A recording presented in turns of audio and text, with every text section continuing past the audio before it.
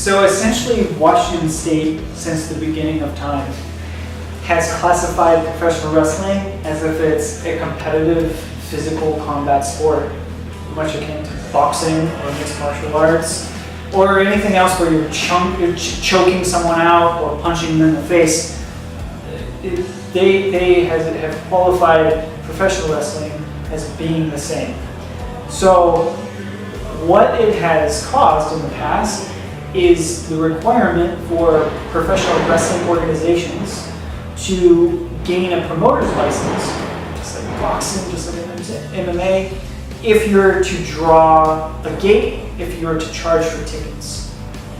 And a lot of times, they have the ability to take a look into organizations that aren't even charging anything, that are presenting these things for free.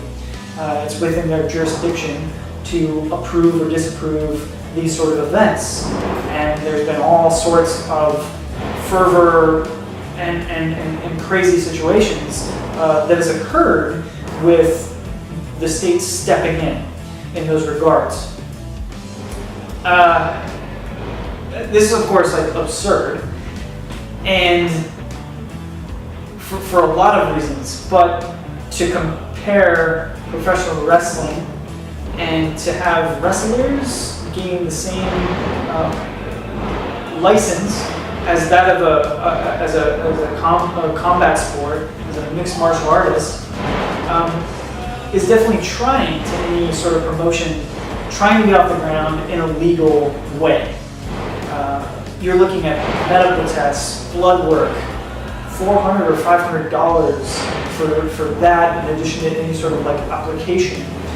So the cost and time of that has stopped a lot of promoters dead in their tracks in terms of operating shows that can charge.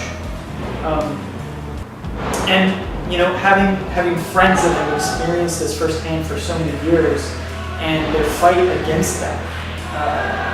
You know, some of my friends, you know, began to enter into the process of changing those rules, right? And entering into the process of creating a new license.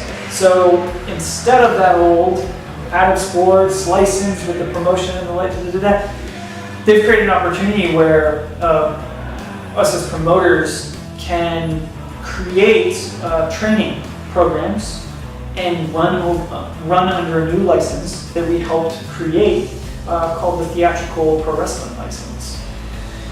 So what this gives us an opportunity to do is to remove ourselves from the state in those regards and lighten the restrictions that it places on us. The restrictions were nuts. We were double taxed on everything. So the state, in addition to our sales tax and city tax, would be an extra 6% of that. So you're looking at, you know, so that's 12%, and then an extra 2 or whatever. So you're, you know, do the math.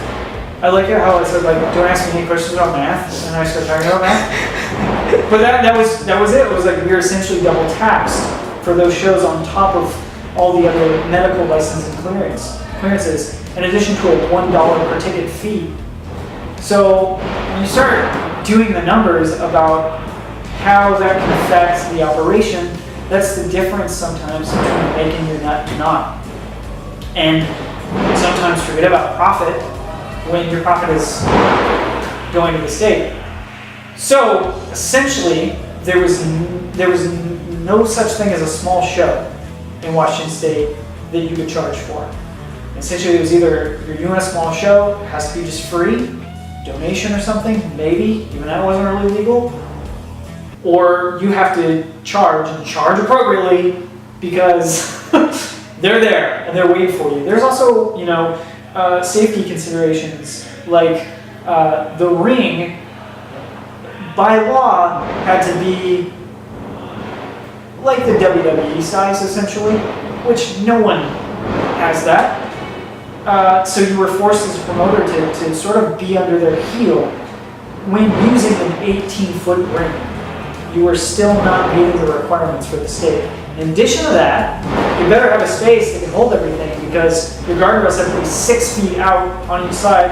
By the way, you have to rent guardrails, so that's another $400 or $500 in the pocket.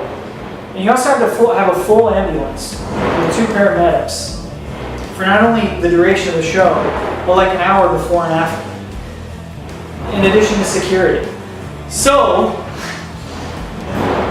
it was bananas, and we did like the first 5 or 6 shows of DEFY under these guidelines before helping with put this bit to bed and moving into this new license requirement where we're finally able to do smaller shows and really create an opportunity for locals to get into the action and to start working for DEFY even more because we don't have that crazy overhead that we had to meet and we had to fly a shit ton of people out to just justify the ticket price.